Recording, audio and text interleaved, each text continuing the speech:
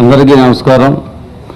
2014లో చంద్రబాబు నాయుడు గారు manifesto release చేసి 600కి పైగా హామీలన్నీ చెప్పారు. ఏదీ నెరవేర్చలేకపోయాడు. చంద్రబాబు నాయుడు అట్టర్ ఫ్లాప్ అయ్యాడు. ఆ విషయంలో 5 సంవత్సరాలు చంద్రబాబు నాయుడు ఆంధ్రప్రదేశ్ ప్రజలకు చేసింది ఏమీ లేదు. నిన్న జగన్మోహన్ రెడ్డి గారు మేనిఫెస్టో మీరు అందరూ చూసుంటారు. ప్రజలందరికీ రీచ్ అయ్యింది. డెఫినెట్గా ఆంధ్రప్రదేశ్ ప్రజలందరూ జగన్మోహన్ రెడ్డి గారిని అత్యధిక మెజార్టీతో గెలిపిస్తారని నేను కోరుకుంటున్నా. ఒక చంద్రబాబు నాయుడు గారు నమ్మదగ్గ వ్యక్తి కాదు అనేది నేను చెప్తున్నాను. మొదటి నుంచి సొంత తమ్ముడినే మోసం చేశాడు. సొంత తమ్ముడికే టికెట్ ఇవ్వలేదు. సొంత తమ్ముడు ఈరోజు పరిస్థితి చాలా దారుణంగా ఉంది.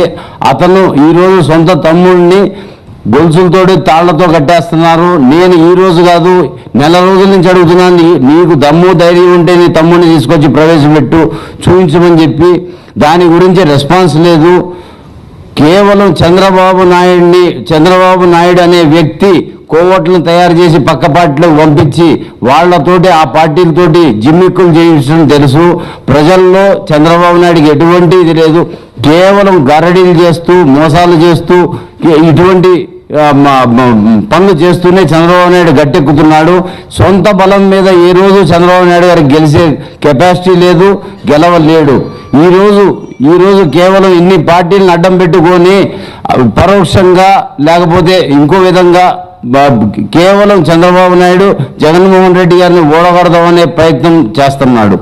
ఈరోజు గత 12 రోజుల క్రితం సొంత చెల్లెలు చంద్రబాబు నాయుడు గారి చెల్లెలకి తిరుపతిలో యాక్సిడెంట్ జరిగితే ఆమె ఈరోజు పరిస్థితి చాలా దారుణమైన పరిస్థితి. హాస్పిటల్లో గడుపుతుంటే హైదరాబాద్ షిఫ్ట్ చేసి హైదరాబాద్ హాస్పిటల్లో జాయిన్ చేసి ఆమెని ట్రీట్మెంట్ ఇప్పిస్తున్నాం. ఈరోజు గత 12 రోజుల నుంచి ఈరోజు దాకా చంద్రబాబు నాయుడు గారు కానీ ఆయన కొడుకు కానీ ఆయన భార్య కానీ సొంత చెల్లెల్ని పలకరించే పరిస్థితి లేదు.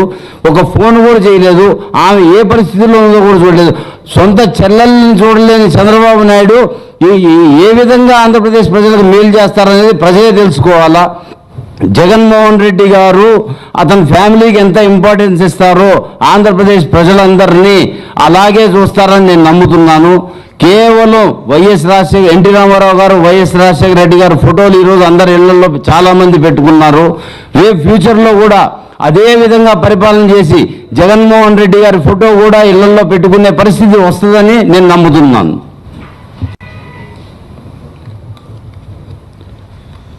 ఈరోజు లోకేష్ 10th క్లాస్ పాస్ అవ్వడనే భయంతో చంద్రబాబు నాయుడు నారాయణ స్కూల్ వాళ్ళని పిలిచి కొడుకుని ఎలా పాస్ చేయించుకున్నాడో నాకు తెలుసు.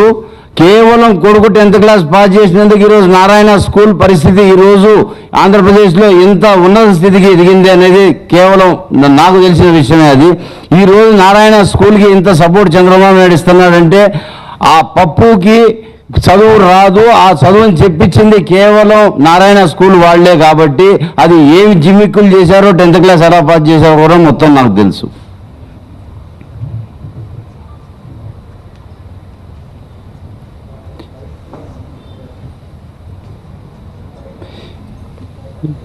ఇప్పుడు మీకు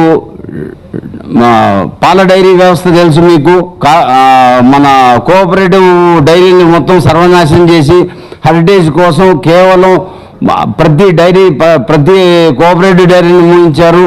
ఈరోజు విశాఖపట్నం డైరీకి సంబంధించిన సబ్జెక్టు, విశాఖపట్నం డైరీ నుంచి వీళ్ళకు వచ్చే మద్దతు, అక్కడి నుంచి పాలు మొత్తం హైదరాబాద్ వస్తున్నాయి. అందరికీ తెలుసు ఆ విషయం. వాళ్ళకి ఎంపీ టికెట్ ఇచ్చాడు చంద్రబాబు నాయుడు. ఇక్కడ సంగం రెడ్డిని నాశనం చేసినందుకు గుంటూరు జిల్లాలో ధూళిపార నరేంద్రకి ఎమ్మెల్యే టికెట్ ఇచ్చాడు. అక్కడ చిత్తూరు డైరీని నాశనం చేసినందుకు అక్కడ ఎమ్మెల్సీ సీట్ ఇచ్చి వాళ్ళని పరిస్థితుల్లో పెట్టాడు. కేవలం చంద్రబాబు నాయుడు జిమ్మిక్కు రాజకీయాలతోటే ఈరోజు ఈ పరిస్థితిలో ఉన్నాడు. అమరావతిని నేను ఏదో చేసేస్తున్నాను అది ఇది అని చెప్తున్నాడు. 8 సంవత్సరాలు 9 సంవత్సరాలు హైదరాబాద్లో ముఖ్యమంత్రిగా ఉన్న చంద్రబాబు నాయుడు నేను హైదరాబాద్ సిటీని నేను నిర్మించానని చెప్పుకుంటున్నాడు. అదంతా అబద్ధం. 70 సంవత్సరాల నుంచి ఇక్కడ ఉన్న ముఖ్యమంత్రులు, ఇక్కడ ఉన్న నాయకులు అందరూ కలిసి నిర్మించుకుందే హైదరాబాదు. చంద్రబాబు నాయుడు చేసింది కొంత, చెప్పుకునేది చాలా ఎక్కువ. చంద్రబాబును నమ్మొద్దు. జగన్మోహన్ రెడ్డి గారిని ఎట్టి పరిస్థితిలో గెలిపించుకోండి అని నా ప్రార్థన.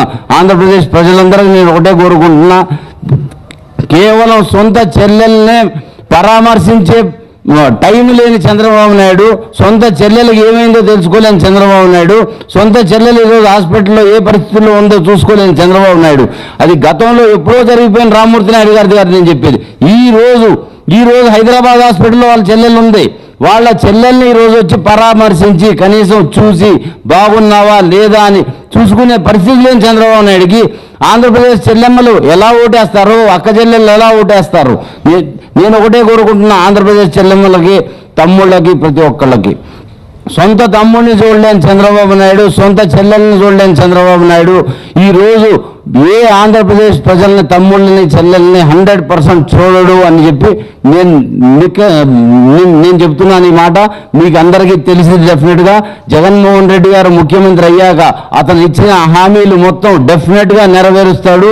ఇదే మేనిఫెస్టో ప్రకారం 5 సంవత్సరాలు పరిపాలన చేసి మేనిఫెస్టో మొత్తం చేసిన తర్వాత 5 సంవత్సరాల తర్వాత మీ ముందుకు వచ్చి నేను ఏమేం చేశానని కూడా చెప్తానని కూడా నిన్న వాగ్దానం చేశారు. మీరు అందరు చూశారు. అది ఈరోజు 1983లో ఎన్టీ రామారావు గారు తెలుగుదేశం పార్టీ స్థాపించి కాంగ్రెస్ వ్యతిరేకంగా పార్టీ స్థాపించారు. అది కాంగ్రెస్ పార్టీలో ఆ రోజుల్లో దగ్గుబాటి వెంకటేశ్వరరావు, పురంధేశ్వర గారు వీళ్ళందరూ కలిసి ఆ రోజుల్లో వర్క్ చేసి చాలా అఖండ విజయంతో రామారావు గారిని గెలిపించుకున్నారు. చంద్రబాబు నాయుడు కేవలం కాంగ్రెస్ పార్టీ నుంచి వలస వచ్చిన క్యాండిడేట్ చంద్రబాబు నాయుడు. అదే చంద్రబాబు నాయుడు ఈరోజు అదే కాంగ్రెస్ పార్టీకి తీసుకుపోయి తాకట్టు పెడతానికి ప్రయత్నిస్తున్నాడు. ప్రతి ఎలక్షన్కి బీజేపీ లేదు, కాంగ్రెస్ లేదు, ఇంకొక పార్టీ లేదు. ప్రతి పార్టీ ఏదో ప్రతి 5 సంవత్సరాలకు ఒక పార్టీతో పొత్తు పెట్టుకోవటం, ఆ పార్టీని మోసం చేయటం, ఆ పార్టీతో బయటకు రావటం, ఆ పార్టీని తిడటం. ఈరోజు మోడీ 4 సంవత్సరాల నుంచి చంద్రబాబు నాయుడు 4 సంవత్సరాలు నెత్తి మీద ఎక్కించుకొని నాకు ప్యాకేజ్ కావాలా, ప్యాకేజ్ కావాలని చెప్పింది చంద్రబాబు నాయుడే. ఈరోజు ప్యాకేజ్ వద్దు, కేవలం మాకు హోదా కావాలా అని జగన్మోహన్ రెడ్డి గారు హోదా కోసం పోరాడుతున్నారు. కేవలం ఈరోజు హోదా వస్తే ఎన్ని విధాల బెనిఫిట్లు మనకు జరుగుతాయి అంటే, కేవలం హోదా మీద ఈరోజు వ్యాపారస్తులందరూ డిపెండ్ అయ్యి కష్టపడి అందరూ వ్యాపారాలు చేసుకుంటే ఈరోజు ₹1 లాభం వచ్చే పరిస్థితి లేదు. వాళ్ళు సంపాదించిన సంపాదన మొత్తం జీఎస్టీ రూపంలో మొత్తం పోతుంది. 18%, 20%, 26% జీఎస్టీ కడుతుంటే వ్యాపారస్తులకు ఎక్కడా డబ్బులు మిగులుతాయి. అదే హోదా వచ్చి ఉంటే జీఎస్టీ ప్రాబ్లం ఉండేది కాదు, జీఎస్టీ వచ్చేది కాదు. ఎన్ని రకాల బెనిఫిట్లు జరుగుతాయో మీ అందరికీ తెలుసు. ఆ ప్యాకేజీ అన్నాడు, ప్యాకేజీకి ఇచ్చిన డబ్బులు ఏం చేశాడో తెలియదు. మన అమరావతి కడతానికి ఇచ్చిన డబ్బులు ఏం చేశాడో ఎవరికి తెలియదు. అమరావతిలో ఇప్పుడు కట్టింది కేవలం 2 బిల్డింగ్లు మాత్రమే, అవి కూడా టెంపరీ బిల్డింగ్లు. అతనికి ఇచ్చిన అన్ని వేల కోట్లు కనుక మా లాంటి వాళ్ళకి ఎవరికన్నా బిల్డర్లకు కానీ ఎవరికన్నా ఇచ్చుంటే ఈరోజు అమరావతి మొత్తం పూర్తయిపోయేదని నేను చెప్తున్నాను. అమరావతిని డెఫినెట్గా 100% జగన్మోహన్ రెడ్డి గారే నిర్మిస్తారు, జగన్మోహన్ రెడ్డి గారే పూర్తి చేస్తారు. ఇంకో 20 సంవత్సరాలు చంద్రబాబు నాయుడుకి కనుక అవకాశం ఇచ్చిన అమరావతి అనేది కడతం అనేది జరగని పని. అమరావతిని డెవలప్ చేయడం అనేది చంద్రబాబు చేయలేడు డెఫినెట్గా. అందుకని ఆంధ్రప్రదేశ్ ప్రజలందరూ నేను కోరుకుంటున్నా, కేవలం చంద్రబాబు నాయుడు స్వార్థపరుడు, చంద్రబాబు నాయుడు ఒక రాష్ట్రానికి పట్టిన చీడ పురుగు లాంటి వాడు. అటువంటి వ్యక్తిని ఎట్టి పరిస్థితుల్లో గెలిపించుకో